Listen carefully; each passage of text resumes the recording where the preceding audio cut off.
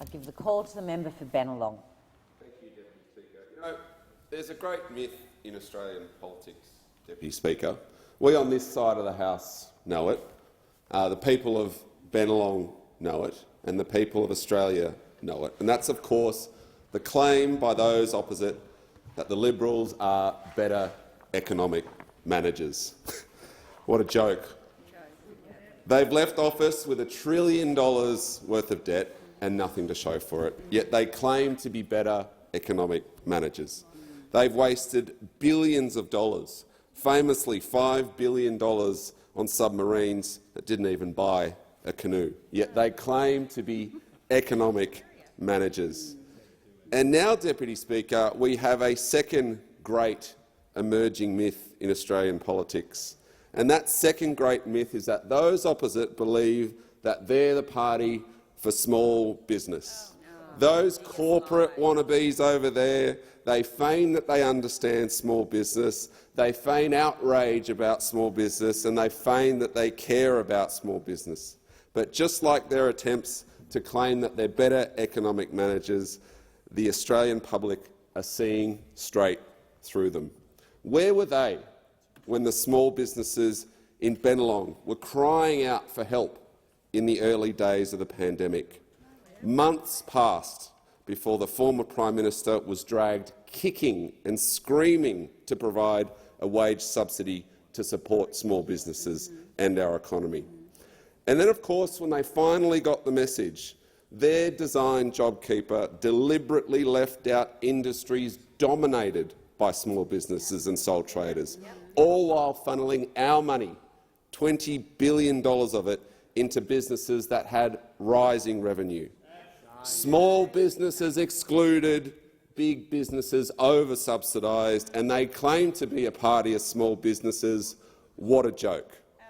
And where were they when small businesses were screaming for staff? Where were they? Where were their investments in skills and training when all businesses were saying we had a skilled shortage? Where was their determination to fix our broken immigration system, to process visas for skilled workers? Where was their plan to increase skill migration numbers once borders opened? Deputy Speaker, there was no plan in the former government to address these issues, and they have no plan now. They are not better economic managers, and they are no party for small business. And I know this because this is the feedback I've been receiving by small businesses in my electorate and employees in my 10 years in representative politics. I know this because I've run a small business my entire life, the one that my father started, the one that I grew, the one that's still employing 10 Australians today.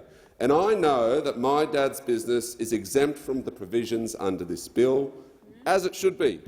Labor understands that small businesses need flexibility, which is why 2 million small businesses will be exempt under the current definition within this legislation. And we know that these provisions, as many others, are up for negotiation, and I welcome that news. But back to those opposite, whipping out their tired lines about unionism and Labor being anti-business. My electorate knows that those opposite aren't the party for small business.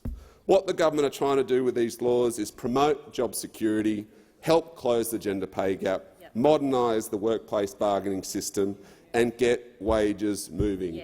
And that is exactly what we were elected to do.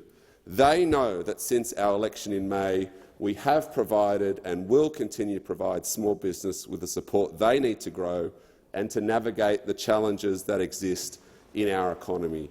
And here's a list of what we've done and what we're doing in just 6 months. Free access to mental health and financial counselling for small business, $4 million for a small business debt helpline, energy efficiency grants to eligible small business.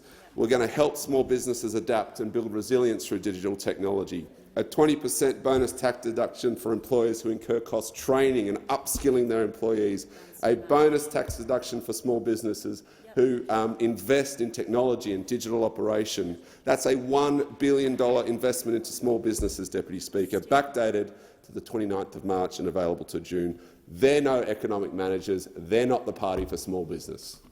Hear, hear.